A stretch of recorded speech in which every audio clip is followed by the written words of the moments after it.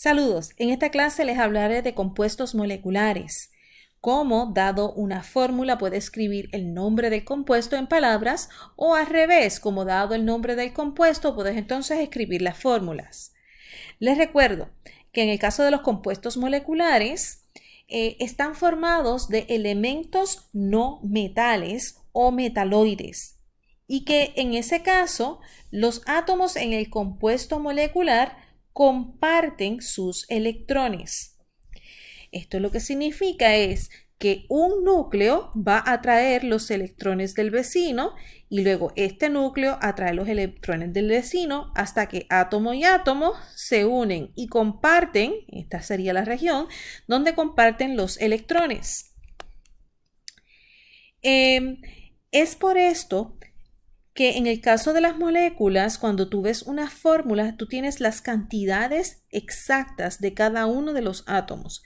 Es decir, que si tú tienes la fórmula XY, tienes exactamente un átomo de X y un átomo de Y en la molécula. Si tuvieras la fórmula X3Y6, tendrías exactamente 3 átomos de X y 6 átomos de Y. Esto contrasta con la manera en que funcionan los nombres de los compuestos iónicos. En los compuestos iónicos nosotros lo que tenemos es un patrón de cationes y aniones que se propaga en 3 dimensiones y la fórmula lo que realmente te dice es la proporción más pequeña. En moléculas no, en moléculas es la cantidad exacta de átomos. Al hablar de compuestos moleculares, quiero comenzar hablando de elementos puros moleculares, especialmente las moléculas diatómicas.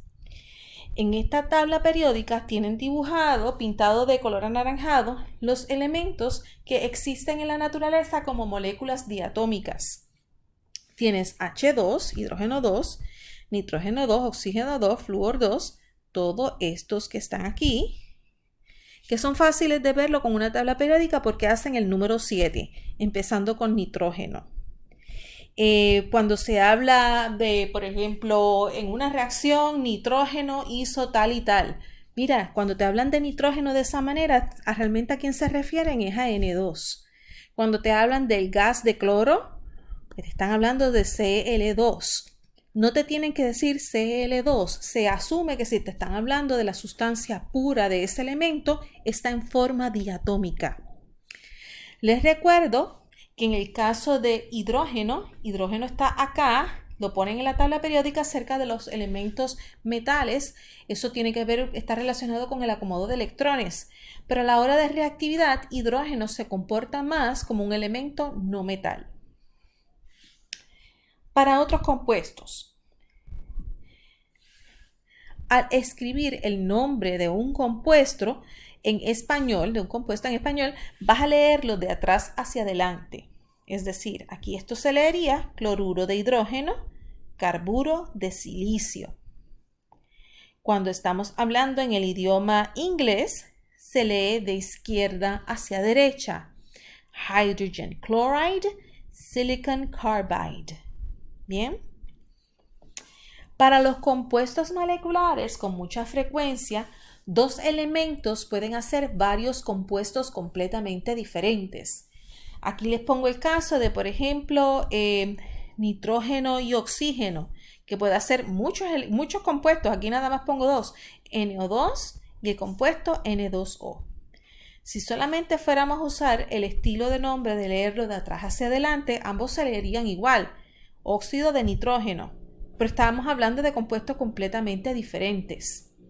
Es por esto que para los compuestos moleculares es importante indicar la cantidad de átomos en esa molécula y para eso se van a estar usando los prefijos griegos del número. Por ejemplo, este compuesto aquí se lee como monóxido de carbono. Dióxido de carbono. 5. Pentacloruro de fósforo. Si hubiese otro número en el primer elemento también se tendría que decir. Más adelante voy a dar más ejemplos al respecto. El único que no se lee múltiples veces es el prefijo de mono. Fíjate que se dice dióxido de carbono, no se dice dióxido de monocarbono. El prefijo mono no se va a utilizar con los primeros elementos en la fórmula. No se acostumbra a hacer así. Aparte del prefijo mono, cualquier otro número tienes que indicarlo con un prefijo. En inglés es la misma historia. Lo vas a leer de atrás hacia adelante con prefijo de número. Entonces tenemos aquí oxygen, carbon monoxide, carbon dioxide, phosphorus pentachloride. Se lee de izquierda a derecha en inglés. Y de nuevo, igual que en español, todos estos elementos que están al principio de la fórmula no tienes que incluirle el prefijo mono. Si fuera otro número, entonces sí lo tienes que decir. Vamos a hacer ejemplos. Escribe el nombre o la fórmula según sea el caso. Escribe en todos los nombres en inglés. Escribe todos los nombres en inglés. Vamos a hacerlo primero los de fórmula. Ok. Aquí vemos que el 3 le pertenece a yodo y que 1 le pertenece a boro. Cuando leemos de atrás hacia adelante en español, entonces diríamos 3 triyoduro de boro. Boro es 1, pero si es el primer elemento en la fórmula, no lo tenemos que poner el prefijo mono. En inglés se lee de izquierda a derecha, así que sería boron triiodide. Ok. Próximo. El próximo en español, de atrás hacia adelante, prefijo de número 5 y después fósforo. Así que diríamos penta, fluoruro de fósforo. Y en inglés, que se lee de al frente hacia atrás, sería phosphorus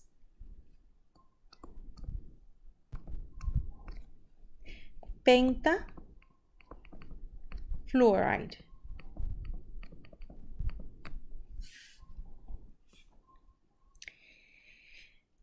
Próximo ejemplo, P4S3. En español, de atrás hacia adelante, el 3 para azufre y el 4 para fósforo.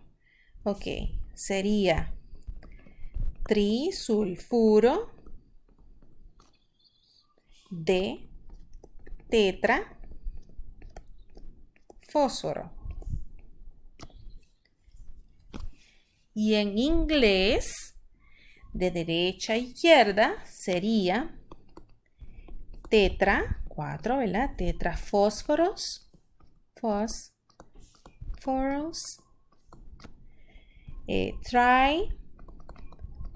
trisulfide.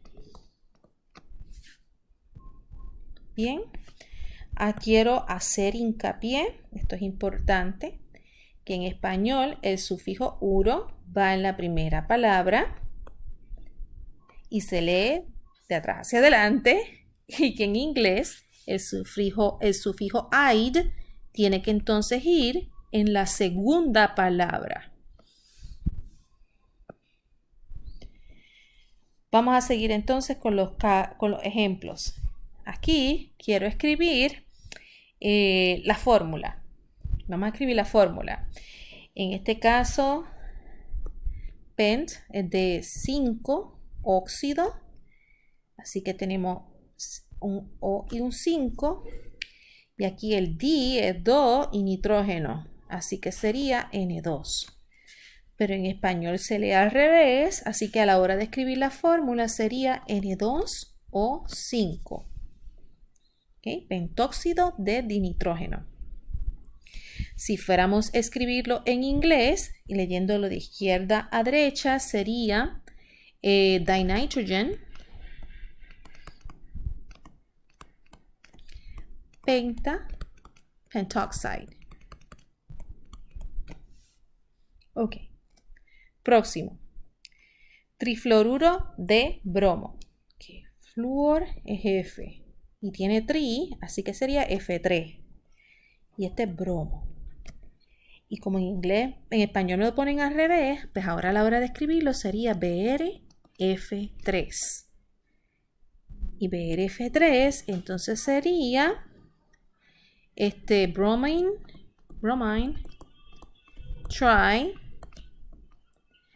trifluoride.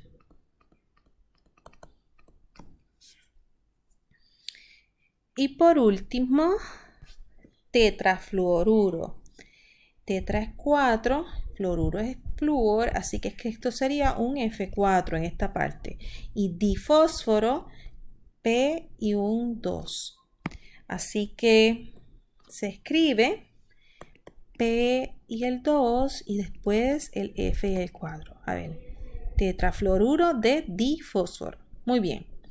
En inglés, entonces sería diphosphorus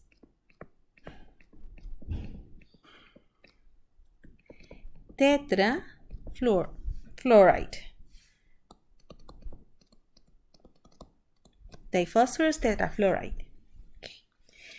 Recuerden que aquí es el número de cada elemento. Aquí no hay nada de intercambio de cargas, nada que ver esos compuestos iónicos. Aquí es otra cosa. Y no tienes que reducir esos suscritos.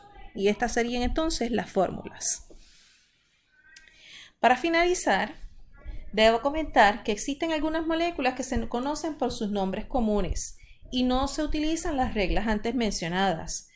Ejemplo clásico de eso, agua. Uno dice agua, uno no dice monóxido de dihidrógeno, sino agua. Otro ejemplo, amoníaco, NH3 y óxido nítrico.